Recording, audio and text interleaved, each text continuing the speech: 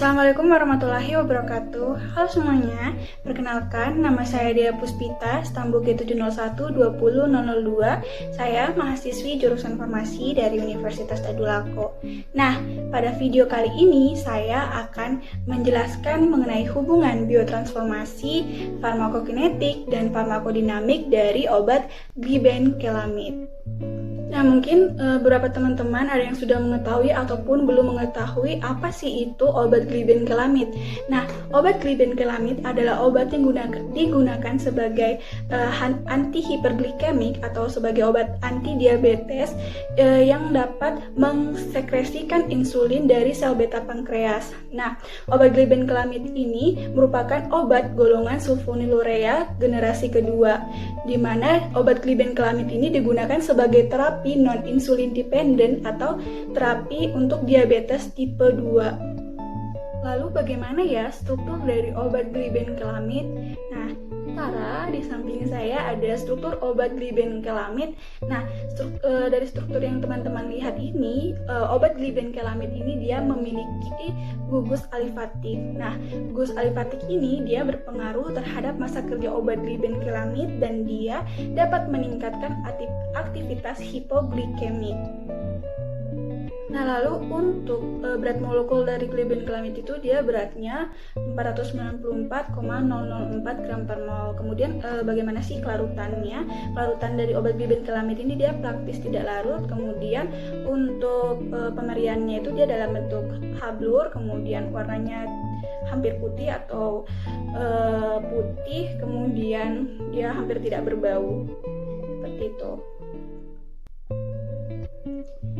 Nah, lalu gimana ya fase farmakokinetik dari obat glibenkelamid ini? Nah, fase farmakokinetik itu seperti yang teman-teman sudah ketahui, fase farmakokinetik itu terdiri dari fase absorpsi, distribusi, metabolisme, dan ekskresi ataupun eliminasi.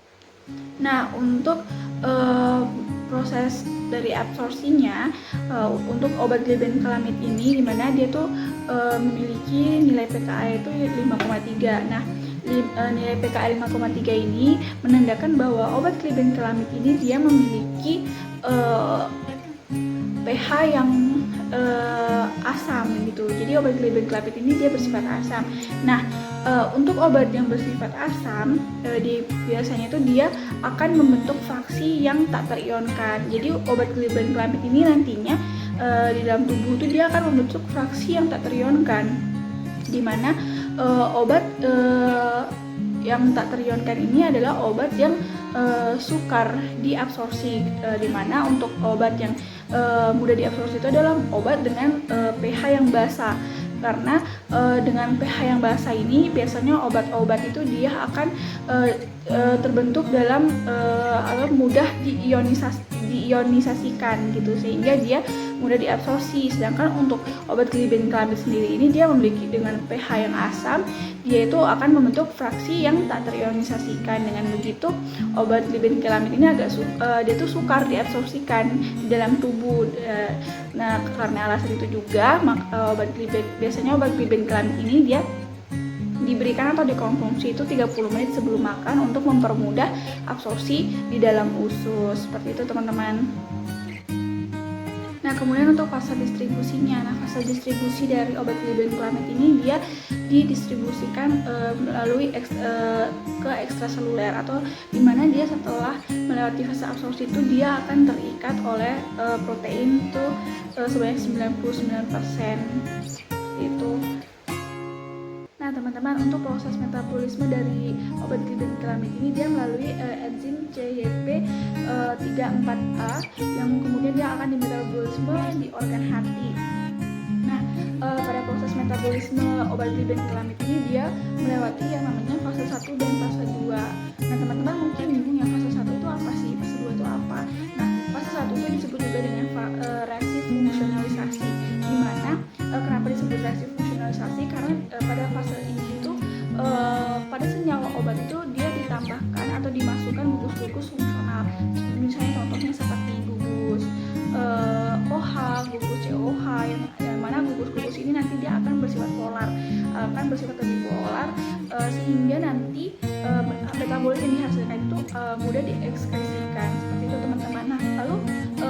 2 itu bagaimana? Nah, fase 2 itu merupakan proses selanjutnya daripada fase 1. Tapi kadang-kadang ada beberapa obat yang tidak melewati fase 2. Nah, tapi untuk obat glibenclamid ini dia juga melewati fase 2. Nah, fase 2 itu adalah di mana hasil metabolit daripada fase 1 itu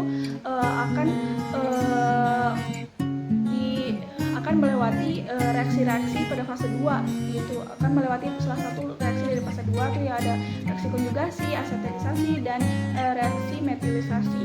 Nah, lalu bagaimana sih reaksi pada fase 1 dari obat glibenclamid ini? Nah, reaksi fase 1 pada obat glibenclamid itu dimana pada awal video sudah saya jelaskan, sudah saya perlihatkan bagaimana struktur dari obat glibenclamid ini. Nah, di sana terdapat yang namanya cincin aromatik. Nah, dengan begitu, dengan adanya cincin aromatik ini menyebabkan obat glibenclamid ini melewati fase 1, yaitu fase oksidasi atau meliputi fase hidroksilasi aromatik. Nah, di mana pada proses metabolisme hidroksilasi aromatik ini dia akan menghasilkan yang namanya metabolit arenol. Nah, di mana arenol ini terbentuk dari adanya pembentukan senyawa antara epoksida.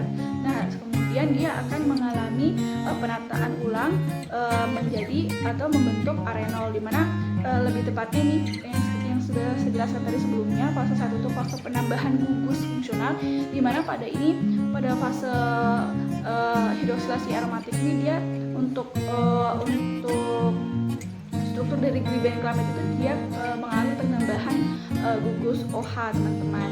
Nah, teman-teman dijelaskan juga bahwa hampir semua metabolit fenolat yang merupakan hasil dari fase 1 atau hasil dari oksidasi aromatik ini dia akan terkonversi menjadi konjugat glukuronat. Nah, dari sini kita bisa mengetahui bahwa obat glibenclamid ini melewati fase 2, yaitu yang tadi sudah saya jelaskan, salah satunya adalah reaksi konjugasi dengan menggunakan asam glukuronat.